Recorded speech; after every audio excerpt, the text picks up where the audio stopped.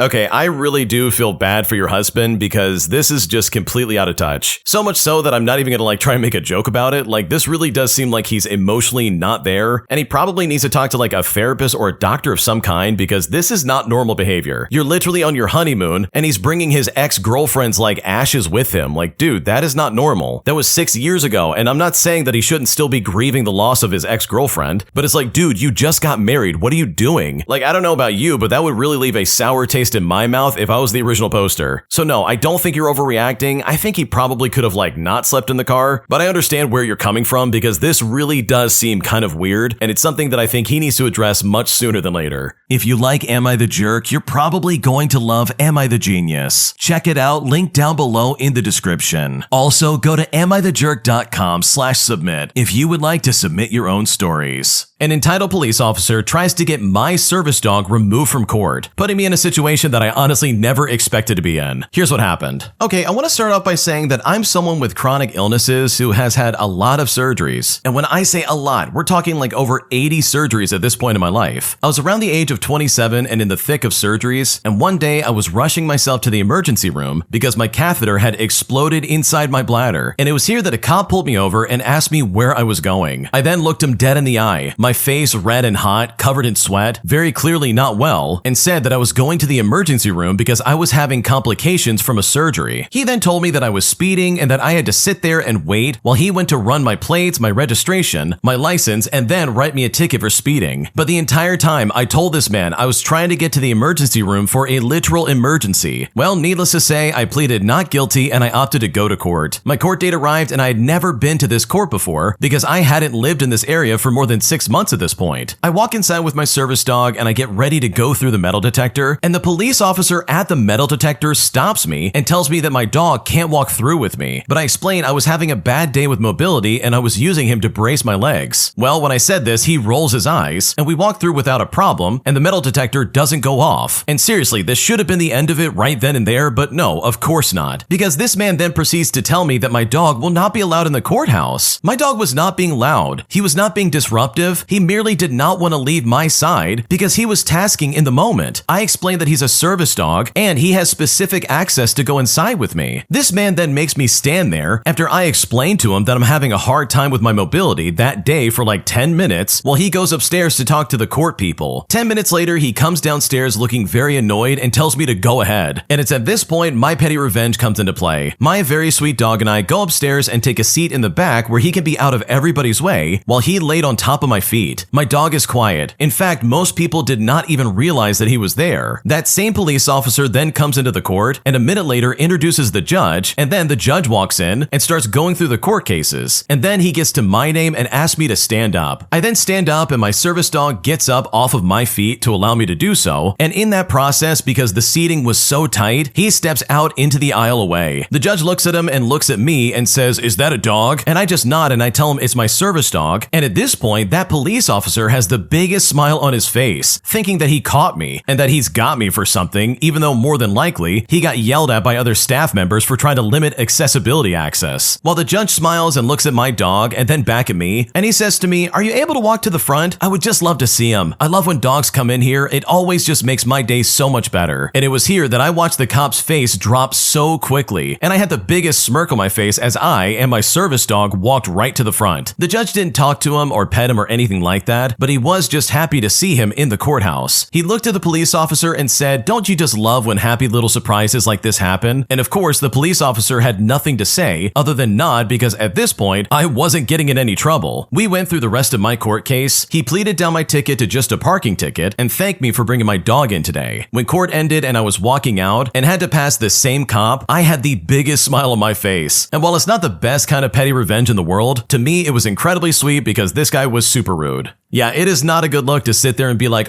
you can't have your dog in here, and then try to be like, "Oh, you still can't do it. Don't care if it's a service dog. Sorry." Like, that cop's a complete idiot. Anyone with a brain, especially a police officer, would know that, yeah, you can have your service dog in a courthouse, because I'm willing to guess that it's probably super illegal to say otherwise. So honestly, I love the way you did get some like petty revenge because this cop was completely out of line. My micromanager is one of the most annoying people that I have to deal with on a daily basis. So I decided to get some petty revenge by returning the favor in a way that she simply cannot ignore, resulting in me taking up more of her time than she ever asked for. Here's what's going on. Okay, so my team lead at work is a horrible micromanager, and it's in a way that seems to just exude control and be able to provide some sort of demand of her subordinates. And this gets on my nerves for many different reasons. This is the only job in our field of social work she has ever had, and she has specialized in a very specific part of this role. When she attempts to give direction to anything not related to her very specific specialty, it is extremely misguided and often incorrect and outdated and, if anything, just inappropriate. She has a very busy schedule that involves several meetings throughout the day, as well as attending rounds and covering for call-ins, etc. Well, my petty revenge towards her comes in the form of calling her at the most inopportune times just to give her reports on everything I've done so far that day. And I'm not asking for any direction, by the way. It's just one of those things where I'm like, this is what I've done so far with each of these complex cases in detail, as well as detailing who I've charted, who I've contacted, while explaining my plan of what I'm gonna do next. On days where she's been especially full of helpful directions, she gets multiple reports on everything I've done that day. And you know what? It brings me great joy in knowing that I've disrupted her workflow just a little bit, because the way she acts in this office is incredibly obnoxious. Okay, I gotta raise my hand here. I've done this exact same thing so many times. Dude, in the past I had a micromanager who was one of the worst people on planet Earth, because she acted very similar to the original poster's problem in this story. She was always asking for updates and wanted to know everything going on. And so you know what? I did exactly that. I said, okay, I'm gonna tell you everything going on and I'm gonna waste as much time as possible. And you know what happened? It eventually worked and she stopped asking me to give her so much details. Like, who would have thought micromanaging the micromanager would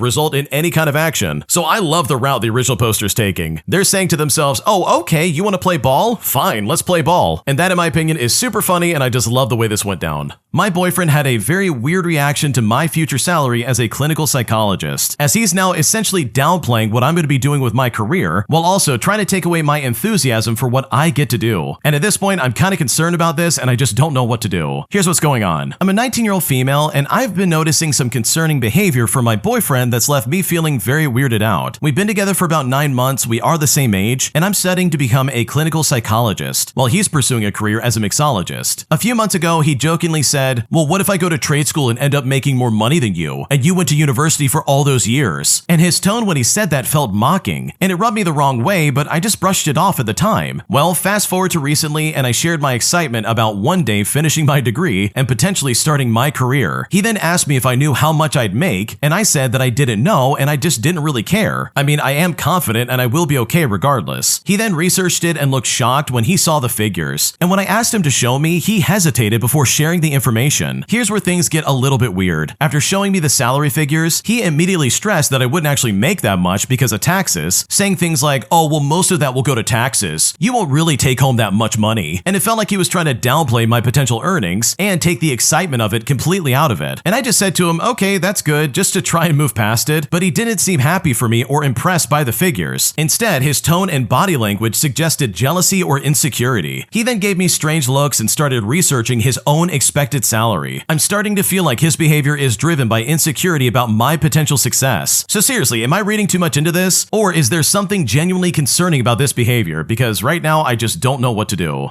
Okay, I gotta be honest, and I think you know this, but your boyfriend is being really insecure. He's looking at the future money and he's thinking, oh my gosh, she's gonna make more money than me if we get married. And that is honestly crazy if that's really what his reaction is, because he is projecting all of his insecurities onto you and trying to downplay your achievements. He's trying to sit there and be like, you're not gonna make that much money, while also missing the point that a career is meant to fulfill you personally and not just be a way to make money. And if he wants to be a mixologist, then go for it, dude. If that's what makes you happy and you can make a living and provide for yourself, then go for it. It doesn't mean you're less of a person just because you're not making as much as a clinical psychologist. It means that you're pursuing what you love and you're happy, instead of doing something that you hate and you're making a lot of money but you're still miserable. Like, for me, the first option is way more important. And let's be honest here, like, the way he's acting is really stupid, because if my partner said that, I'd be like, oh my gosh, this is the best news ever. Holy crap, I'm so proud of you. That is so cool. I would be supportive because I love this person and I want them to be happy. I wouldn't be like, you're not gonna make that much. Taxes is gonna take most of that away. Oops. Like, that sounds so insecure and just so weird in my opinion. So yeah, you're not doing anything wrong. Your boyfriend's being a weirdo and that is not your problem in the slightest. My fiance told me that I'm not his responsibility, even though we are literally engaged and planning on getting married later next year. Because after he said that, I decided to call off our engagement and basically call off the wedding, resulting in a blow-up that I'm honestly not sure how to fix. Here's what's going on. My fiance and I have been together for a year, we've been engaged for 6 months, and we have a wedding planned for next year. We were college friends before dating, but we weren't very close at the time. But after I moved back to my hometown, we became close friends for a year before we started dating. Today, we went to the mall and I saw a stainless steel necklace that looked exactly like the one he gave me for my birthday. He told me that mine was a custom 14-karat white gold piece. In fact, he's given me several gold jewelry before with a purchase invoice, but for this one, he said his sister bought it and he just transferred her the money. He even showed me the proof of the transfer itself. Now, the problem is that his money always expects money from him, and we both suspect his mom pressured his sister to buy me a fake and keep the rest. His mom even texted him after my birthday saying that she was so sad that he spent so much money on me, and then asked for pocket money for a family event, and of course he sent it. I told him to ask his family directly about the necklace and to also remind them about the gold savings that he's been trusting with his mom. He then started venting about how he always has to send money and they just insult him for not sending enough. I also reminded him that if they kicked him out, my family would always welcome him in. I mean, my parents already treat him like a son, and he even has his own room at my house. Then I suggested, well, if it turns out they cheated you out of your savings, how about cutting them off? Now, it did sound harsh, but I'm tired of watching him bend over for people who only insult him. But when I said that, that's when he hit me with something that really left me stunned. He said to me, "I can't leave that house yet. Legally and religiously, you're not my responsibility and we don't have any bond." And when he said that, that honestly crushed me. He already proposed, met my parents, started wedding venue surveys with me, and I've met his family too. Yet he still said that we're not bound together. He then went out to buy some food, and when he got back, he tried to soften it, saying that even though we don't have a legal or religious bond, he still feels bound to me by heart. But I was already too hurt. I told him it's over and I broke off the engagement. He then cried and begged and just wouldn't stop apologizing. Well, because of the ruckus, my mom came up to check on us. My mom told me to calm down and not make decisions out of anger. My sister then told me that he was out of line and I shouldn't forgive him, and he's been spamming me with apologies ever since then. So, do I forgive him and try to move forward, or do I take this as a massive red flag before the wedding? Because right now I really just don't know what to do.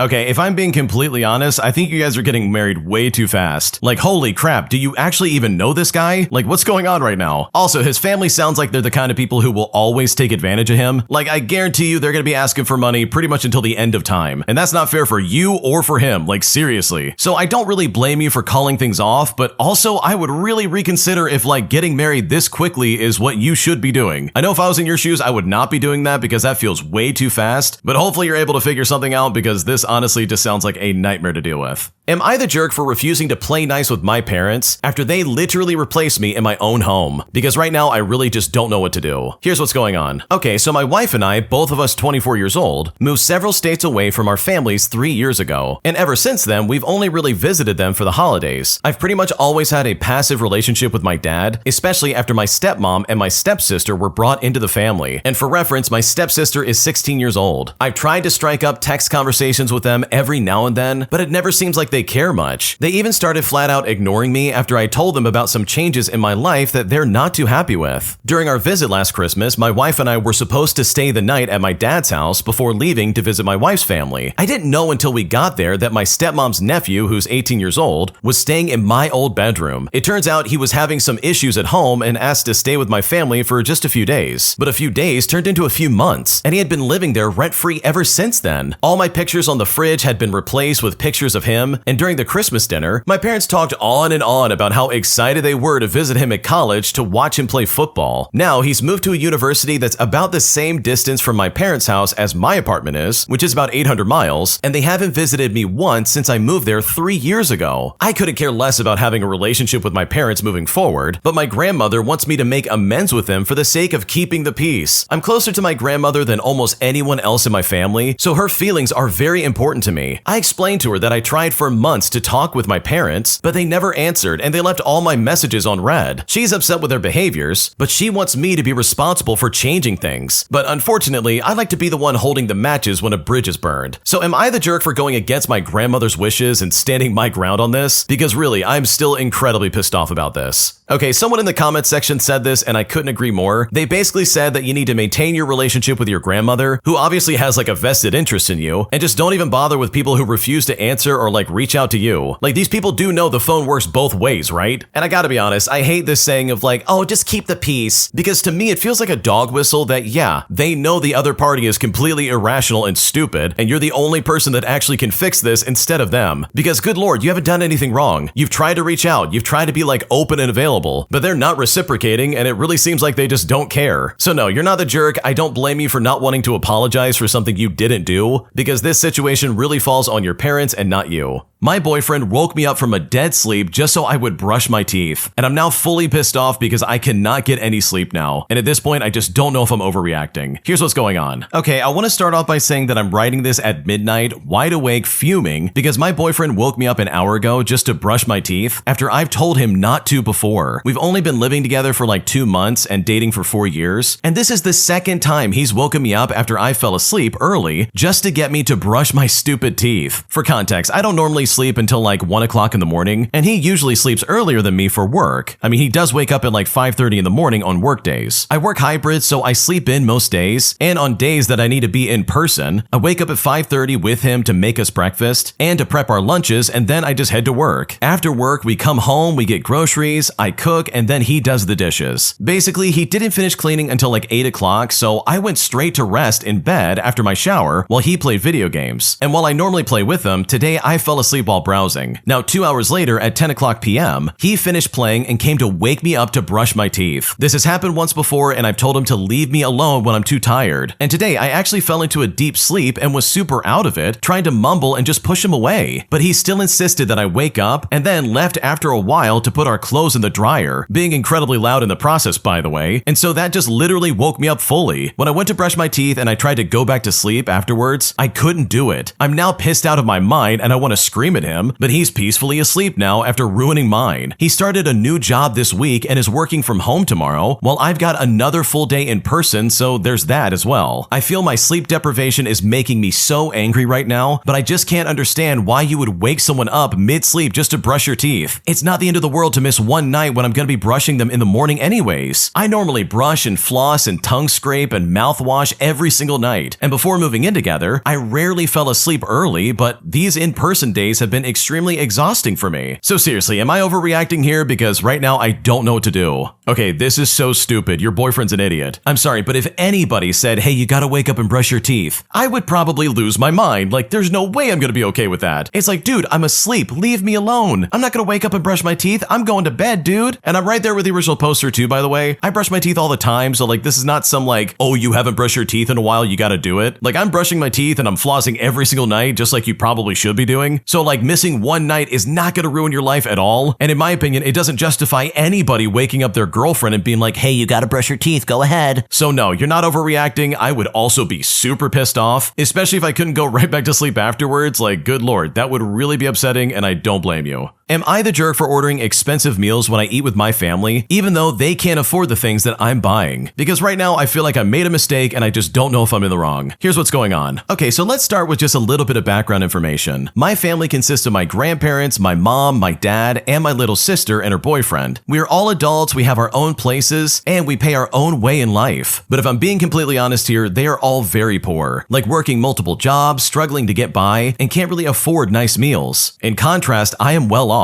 I moved out and worked multiple jobs while in college in order to be able to afford it, as well as just any life expenses. I had days where I couldn't afford food, I lived in a terrible housing situation, so seriously, I know what it's like and how hard it is. And so with that bit of context, here's the situation. We sometimes go out to eat like a few times a year. It's always planned by my mom as a birthday get-together during my birth month. However, every time the bill comes out, everyone's suddenly going to the bathroom, they're on a smoke break, literally do anything and just pretend the bill isn't there. So I end up paying for everyone, even though it's supposedly my birthday dinner, and I didn't plan anything or even pick the place out. And this year, lo and behold, they tried to do this again. I tried to cancel, citing low funds, and ended up just saying in advance that people should pay for themselves. Everyone ended up ordering less food, used coupons, etc., and made comments about me being off the hook. I also ordered a decently priced steak to share with my fiance, and it's here that they made comments and gave me looks. So seriously, am I the jerk for not paying for everyone else while also ordering a nice steak when they couldn't even order something nice like that? Because right now I'm very frustrated and I just don't know if I'm in the wrong. Okay, I gotta be honest, like I really agree with a lot of people in the comment section here, because sure, it is kind of weird that they're always trying to get you to like pay for everything, but in my opinion, if you know your family's struggling and you know they can't afford some of the things on the menu, then maybe just pick something out that's not as expensive on the menu. I don't know, maybe that's just me, like sure, you can pay for it and it's your food and money, you could do whatever you want, but like honestly, why can't you guys just do like a potluck dinner at somebody's house instead of eating at a restaurant that's way too expensive expensive. In my opinion, that would be a way better way of like spending money and like spending time together, but maybe that's just me. My toxic entitled ex gives out my phone number to a bunch of random guys, convincing them that I'm a lady of the night and that I'll sleep with them for only $100. So I decide to get some petty revenge by returning the favor. But this time, I end up getting his Facebook account deleted and his phone number changed after I faked a profile picture of him on Tinder with a lot of money, resulting in one of the funniest forms of revenge I've ever had in my entire life. Here's what I did. Okay, so this happened a few years back, and although it's petty, I still can't help but get overwhelmed with maniacal glee every time I think about it. So I was dating this guy, and he was your typical jerk. No job, no ambition, still lived at home with his parents, etc. I'm pretty sure you know the type. Thankfully, we only dated for a couple of months, and I realized he had zero will to change and just dumped him like a hot rock. Anyways, long story short, he did not take the breakup very well. I was sitting at home, minding my own business, binging on Netflix when suddenly my phone rang. I usually don't answer numbers that I don't recognize, but something told me to answer that time. And when I picked up, there was a man's voice on the other end of the line. He asked to basically confirm if it was me, and I was like, okay, that depends. Who is this? The guy then said to me, I know this is gonna sound really weird, but your ex gave me your number. He said you'd be down for a good time. I asked him 3 or 4 times if he was sure because I honestly thought it was just too good to be true, you know, but he swore up and down that you'd be cool with it. He said you'd do it for like $100, so is that okay? And when this guy said this, I was stunned. I couldn't believe that jerk had the audacity to give my number out, but I think I was more blown away by the fact that this jerk actually had the nerve to call me and offer me money to sleep with him. Needless to say, I told the dude on the phone to get lost and I hung up. And then in a blind rage, I thought about calling up my ex and going off on him, but I knew that would do absolutely no good, and he would only find enjoyment in seeing me so pissed off. So instead, I did my best to brush it off, and I told myself it wouldn't happen again. Well, I was completely wrong. I had another guy call me the next night. This guy sounded like he was at least like 100 years old, and my piece of garbage ex had apparently dropped my going rate to $50 this time. Again, I was completely livid, but instead of doing nothing, I immediately started working out my revenge. Now, just so you guys know, I am fully aware that my actions were immature and possibly even borderline illegal, but you have to understand, I was humiliated and absolutely irate. So I went onto Tinder and I created a profile with my ex's picture on it. The bio section read the following: I'm a nice man seeking a woman to spoil and pamper. No strings attached. I've got money to spare and loads of it. So if you're looking for help financially, hit me up. Then I ever so kindly added his phone number and a link to his Facebook account. Within a matter of hours, I had a whole slew of messages coming into the account. But you know what? I ignored them, figuring they would get the hint and move to his phone or Facebook. And I guess I wasn't wrong because about a week later, I called his phone from an unknown number and his number had been changed. In fact, his entire Facebook account had been deleted, which really made me laugh. Now, was it wrong of me? Absolutely. But I definitely do not feel guilty, not even for a second. Yeah, this is some crazy stuff because holy crap, I really cannot imagine doing that to somebody, especially being like, oh yeah, she's a lady of the night. She'll spend some time with you for $100. Oh no, sorry, $50. It's like, dude, what's going on right now? This is crazy. Did he really think he was gonna get away with this? Like, come on, dude. So I love the fact that the original poster got this kind of revenge because this was definitely needed. Because if this guy's gonna try and ruin her reputation with something that's so blatantly false, then she has every right to try and get his Facebook deleted and to have him change his phone number, which in my opinion is like the least she can do because what he did was really messed up. If you like Am I the Jerk, you're probably going to love Am I the Genius. Check it out, link down below in the description. Also, go to AmITheJerk.com/submit if you would like to submit your own stories. Am I the jerk for scheduling a doctor's appointment during a meeting that my boyfriend wanted me to attend? Because right now he's a little frustrated that I won't do this for him, even though I've done this for him several times before. Here's what's going on. Okay, so my boyfriend owns an Airbnb in a vacation area that another company manages for him. We do use it several times a year, and when we go, I end up doing yard and home maintenance because I have the time to do so, but he spends the day working from home on his computer. So anyways, the management company is changing hands. They held a video meeting a couple of months ago that I attended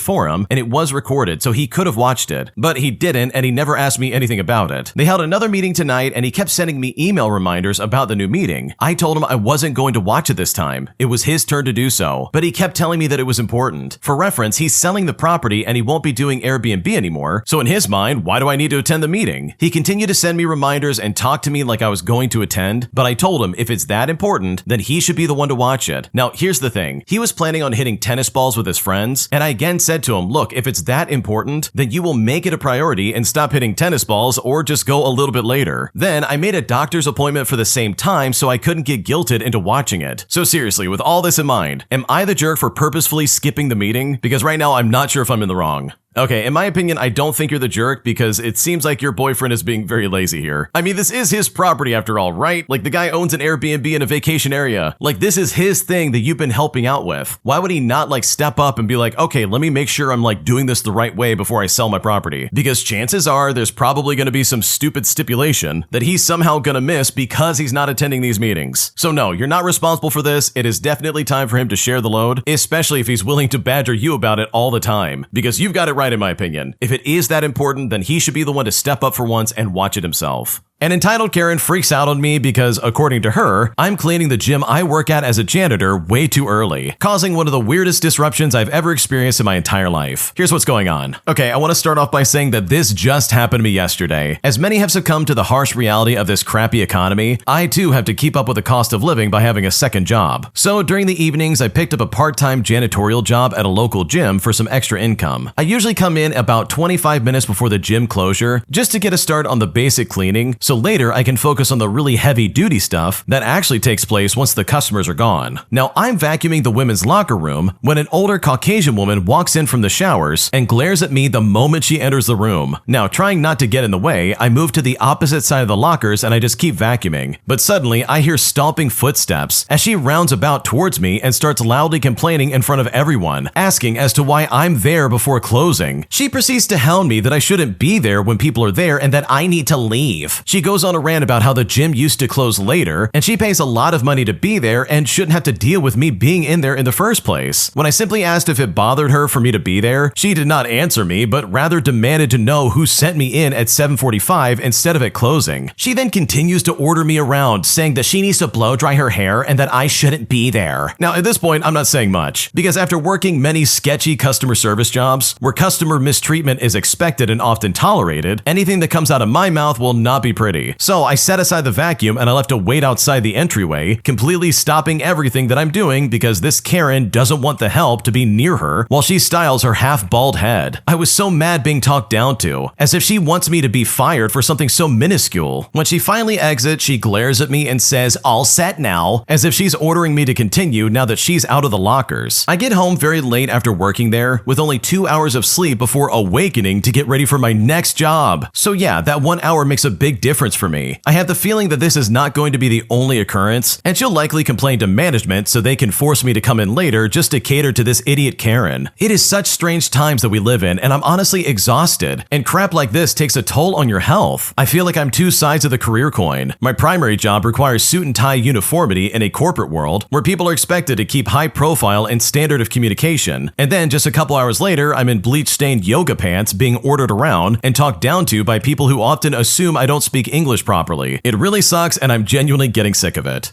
Dude, how can nobody have compassion nowadays? This is so frustrating, like seriously. You were literally just doing your job vacuuming. How does that affect this lady's ability to get her hair done? Like seriously, get a grip. Because I'm right there with the original poster. I can't stand Karens who act this way, or anybody for that matter, especially in customer service. Especially when you literally haven't done anything wrong. Am I the jerk for not accepting to pay full price for my coworkers' food delivery meals? Because right now, after finding out they're way too expensive, I feel incredibly awkward and I'm just not sure how to handle this. Here's what's going on. Okay, so my coworkers are big into food delivery services, and it's a common conversation in our office. I've tried to trial order before, but it just wasn't for me. The meals were really expensive compared to regular meal prepping. 2 days ago, one of my coworkers was complaining that she messed up her delivery window and now has way too many meals, so a few of them would have to be thrown away. But I told her if she was going to throw them all away, I could buy them off of her. So today, she brought 2 chicken meals in and told me they would need to be cooked today because they were expiring soon. Well, I asked her how much she wanted them for, and she said to me $80, which was the full price for the meal. I was awkwardly quiet about it for a minute, and I said I will take one of them. She didn't really say anything back, but I could tell that she was really annoyed. She works in the connecting office, so I haven't had the chance to talk about it with her, but charging full price after having a conversation about them expiring soon was really unexpected. But should I pay the price though? We never agreed on a price ahead of time, and there seems to have been a lot of miscommunication, so if I'm in the wrong, I would really like to know before talking to her because honestly, I don't know what to do.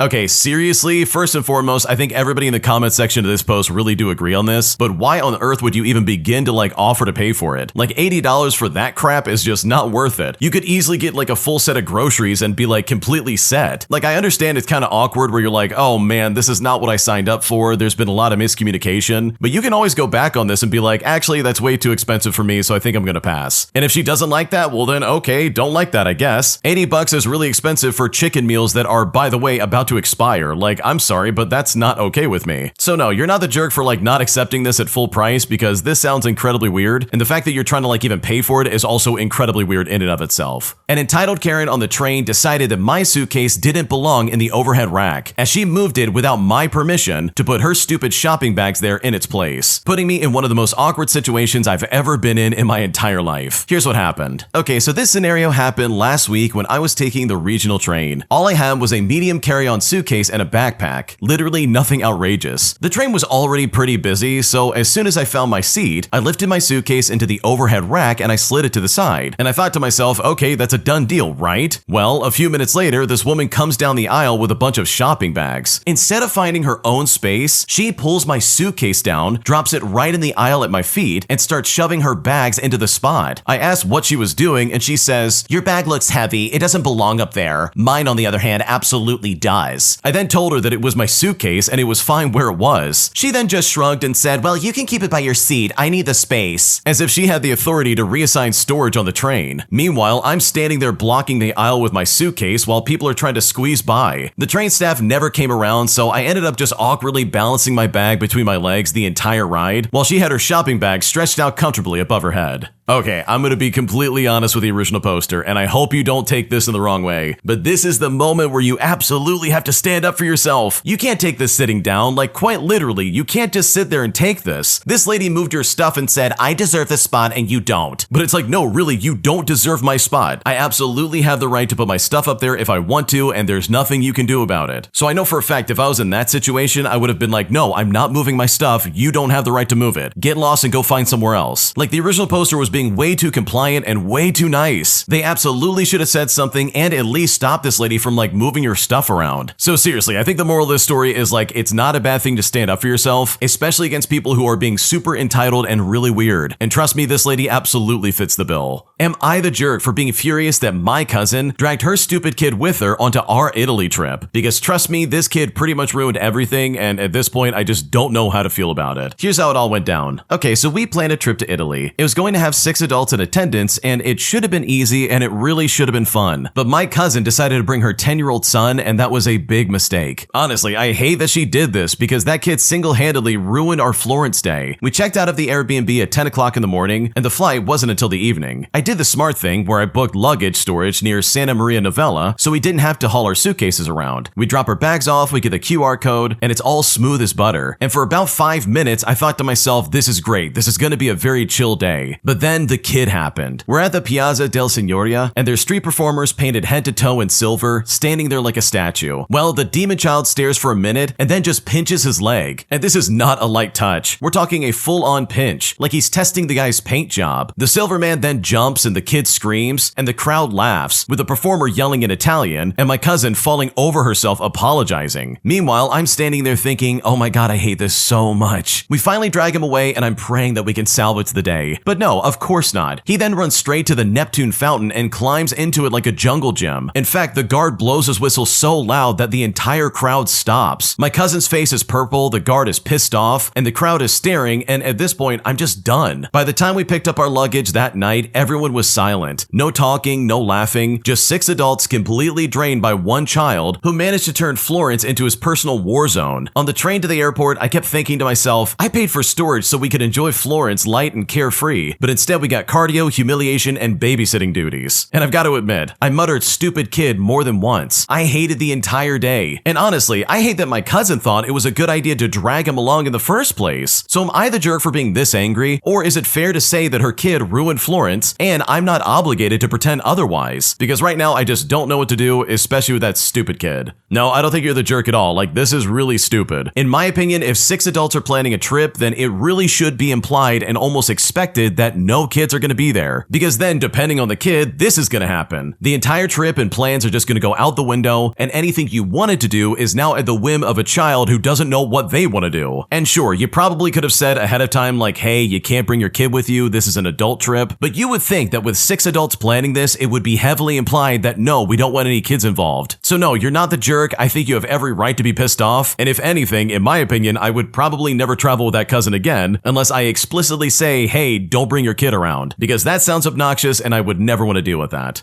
Am I the jerk for cutting my lunch short with my friend just to try and prove a point after he showed up late once again? Because right now after I did this, they're starting to act incredibly weird, despite the fact that I'm just trying to put down some stronger boundaries about my time and attention. Because right now I just don't know if I'm in the wrong. Here's what's going on. Okay, so I have a friend who is always late. I really love him, but it is honestly so irritating. So I decided I wanted to set some stronger boundaries around my time and energy. I took some advice I saw online to let late people arrive late, but you still leave at the time that you had planned. Eventually, they'll get the point and realize they can't just play with your time like that. So my friend and I had a lunch at 1 o'clock, and the friend texted me at 12:50 that he's rushing across town and he'll probably be there about 20 minutes late. Well, I waited for them in the car until he got there at about 1:35, and we eventually sat down to eat. Well, a few minutes after getting my meal, I called over the waiter and I asked for the check and a to-go box. My friend started asking me what's going on and why I'm leaving early, and I told him that I have something afterwards that I have to go to, and that's why I told him 1 o'clock so I could make both events. My friend then said to me, well, why didn't you tell me that? I would have gotten here better on time if I knew that you had something after this. He then said that he had to rush through many different things to get here, rush through the traffic, and was sorry for being late, but it was wrong of me not to communicate I had something time sensitive afterwards, either while scheduling or hanging out, or when he texted that he'd be late so he could have at least had the option to go home. Well, after it's all said and done, I now feel bad, and I'm wondering if I treated him poorly when I was just trying to be more strict with my time going forward. So honestly, am I the jerk? Because right now I don't know what to do. Okay, honestly, I would not feel bad about this because I don't think you're the jerk. Your friend literally admitted that no, I'm not going to take us hanging out seriously, and sorry about that, but I just don't care. Like, this is quite literally the consequences of his crappy actions, and this is not your fault. Because if he really cared about this, he would have made the effort to be on time. But instead, he's showing up late and trying to be like, well, what do you mean you have other things going on? I love making you wait 35 minutes to eat. It's like, dude, come on, man, this is so unfair. And I guarantee you he only texted you at 12:50 because that's probably when he left to come over to meet up with you. Like, this guy's just full of it because you know for a fact he's not taking your time seriously at all. So no, you're not the jerk, and hopefully this teaches this guy a lesson because in my opinion, he absolutely deserves to get put in his place. An entitled customer literally tries to tell me that I can't sit at the bar as they're saving all the seats. But even though the bar has always been first come, first serve, the management of this place ends up getting involved and actually agrees with this other entitled customer, saying that the people who were showing up are actually regulars and they tip very well, putting me in a position where I literally decided I'm never coming back ever again, as well as the fact that I'm going to be leaving a bad review for these people. And with all that in consideration, I'm not sure if I'm the jerk here because this situation was so weird. Here's what happened. Okay, so long story short, me and my boyfriend used to love frequenting this local bar and restaurant in my hometown, and they really are great regarding cuisine, atmosphere, and service. Typically, my boyfriend and I used to always sit at the bar because it's faster service and we like being able to watch the TVs, which are larger and not nearly as sparse as in the dining area. The last few times we've gone and shown up at a reasonable time before the brunch and lunch rush, these entitled regulars have told us,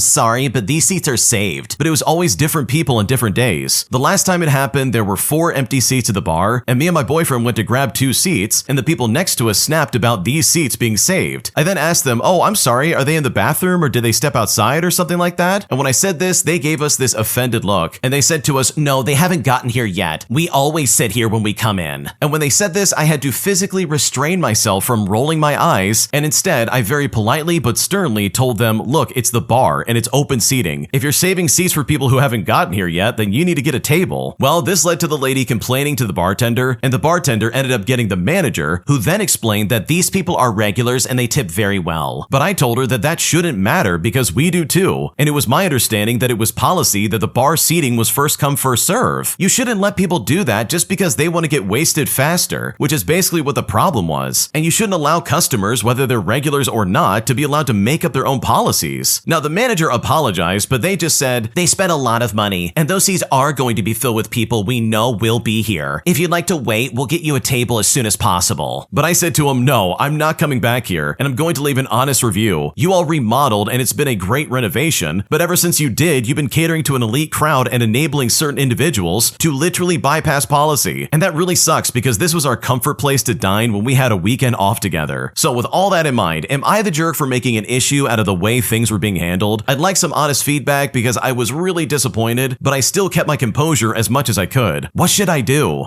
No, you're not the jerk at all. I would never go back to that place either. This is some crazy behavior. You mean to tell me that these customers can dictate your policies and they can order customers around with where they can and can't go, all because they tip well and you like them? Like, dude, what is going on right now? That is terrible for business. Because the original poster's right. The standard policy is basically that bar seating is first come, first serve. It shouldn't be some VIP section where it's like, oh yeah, my friends are all coming here. You can't sit here. You can go sit at a table. And mind you, a customer saying that and the manager's backing that up. Like, that's crazy behavior. That is absolutely stupid. And I think you did the right thing by walking out and saying, dude, I'm never coming back here. Because I would rather go to a place that's actually going to have like a decent policy and have management to be like, no, anyone can sit anywhere they want. If you want to reserve seats, go to a table. Because the way this all went down seemed incredibly crooked and you guys do not deserve that. My idiot boyfriend let my stalker ex into our apartment just to leave me a birthday surprise that I really did not want. Because after several months of telling this guy to get lost, as well as my boyfriend not taking the situation seriously, I now feel completely betrayed, as it's obvious to me that my boyfriend literally does not take any of this seriously, putting me in a situation where I really just don't know what to do. Here's what's going on. Okay, I want to start off by saying that I broke up with my ex 10 months ago, but this guy will simply not get over it. Despite me wishing to no longer interact with my ex, as well as me dating somebody new, my ex has been trying to win me back by doing over-the-top things like sending me gift baskets, love letters, chocolates, etc., even though I blocked his number on all social media and always ignore his attempts to woo me with his gifts. He never actually interacts with me directly and never waits for me outside or tries to talk to me, but instead he just leaves me gifts at our doorstep and then runs away. It's just plain creepy and it makes me super uncomfortable. Now, my new boyfriend by the name of Cole, that's not his real name, is someone that I currently live with and doesn't actually see any issue with any of this. In fact, he says that he feels bad for my ex and doesn't want me to waste my ex's money and efforts. So I just reluctantly let Cole eat the chocolates and other crap since he insists I don't throw them out. He even likes reading the love letters even though I tell them I don't want to. I don't understand why he's so chill about this because my ex and Cole aren't even friends and they have never interacted a single time. So it makes no sense why he's okay with my ex doing these dumb gestures that he knows makes me uncomfortable and creeped out. If anything, Cole should be pissed off that someone is trying to steal his girlfriend, right? Anyways, all of this finally came to a head on my birthday. After work, I came home to our apartment decorated in balloons, chocolates, and flowers. And I'm immediately touched because I'm thinking that all of this was some kind of surprise from Cole. But no, it was way worse. Apparently, my ex came over to my place with all this crap, buzzed our apartment doorbell, and Cole actually let him in. He allowed my ex to decorate our apartment and leave gifts for me. And then my ex-boyfriend left before I could get home. Now, Cole apparently saw no issue with any of this. He literally let my ex into our apartment like it was no big deal, all because my ex came all the way there with these gifts, which was such a thoughtful gesture in his mind. And you know what? I now feel completely and totally unsafe. What if my ex secretly left a hidden camera or something like that? I have no idea why Cole is so fine with all of this. I've talked to him over and over again about this, and he just doesn't understand why I would reject free stuff from someone who cares about me. I love Cole, but the fact that he actually let my ex into our apartment was a huge breach of my trust, and I have no clue how to deal with this. So is this relationship just unsalvageable, or is there a way I can get through to Cole's head that none of this is okay? What should I do?